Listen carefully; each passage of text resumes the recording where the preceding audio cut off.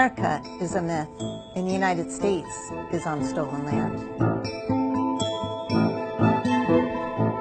Remember that at this time last year, law enforcement descended upon water protectors gathered at Standing Rock, firing rubber bullets, tear gas, and water cannons as they peacefully prayed for the Minnesosi, the Missouri River, against the Dakota Access Pipeline.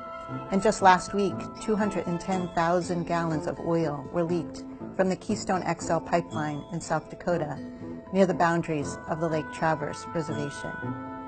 So while there's nothing wrong with sitting down with loved ones to share a meal and give thanks, here's some advice on how to do that and not erase the native peoples of this land. First, we have to get rid of this ridiculous story about pilgrims and Indians breaking bread together. While pilgrims, really Puritan separatists, did in fact land in Wampanoag territory, and the Wampanoags may have welcomed them, by which I mean didn't let them die even as they faced their own genocide. The barely surviving settlers did not invite the so-called Indians to turkey dinner. There may have been an impromptu shared meal from a first successful harvest after Squanto showed the Puritans how to survive. And there was some goodwill, as the meal likely laid the groundwork for a treaty of mutual protection. That didn't last long, however, because in 1637, English settlers massacred over 700 Pequot Indians. The next day, Massachusetts Bay Governor William Bradford called for a day of Thanksgiving to be acknowledged in all the churches for our victories against the Pequots. It wasn't until 1863 that President Lincoln declared it a national holiday. It was his attempt to unify the nation as it endured the ravages of the Civil War. A year later, he presided over the largest mass execution in United States history, ordering 38 Dakota men to be publicly hanged. Their crime? Defending their peoples, who were being hunted down, killed, and forcibly removed from their land onto reservations. Second, acknowledge that wherever you are, you're on native land, land that belongs to people who are still here.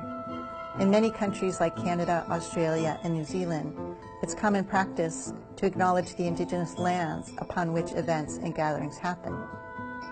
If you're unsure about how to perform such acknowledgments, the U.S. Department of Arts and Culture just produced a guidebook called How to Honor Native Land. And this website helps you plug in any city in North America to find the appropriate Native peoples. And understand, this isn't just a practice about acknowledging history. This is about acknowledging that Native peoples are still here and that removal and occupation is ongoing. In the United States alone, there are 4.5 million Native Americans and Alaska Natives, and over 500 federally recognized tribes. Native peoples are still under threat of elimination.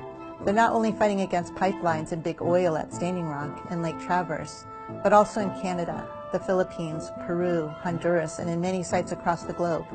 Indigenous peoples are putting their bodies on the line, protecting against the violent extraction of oil, gas, timber, and minerals, for which they're being killed at increasing rates.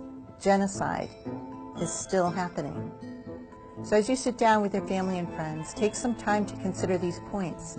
It's uncomfortable for sure, but nothing's going to change if we don't start by acknowledging what is happening right now to Indigenous peoples. But also be thankful that despite centuries of irregular warfare, we are still here. We are professors, doctors, lawyers, musicians, artists, poets, chiefs, mothers, and protectors. Teach yourself and help others to learn that Native peoples persist, fighting each and every day for this nation to honor its treaties, and in so doing, to live up to its promise.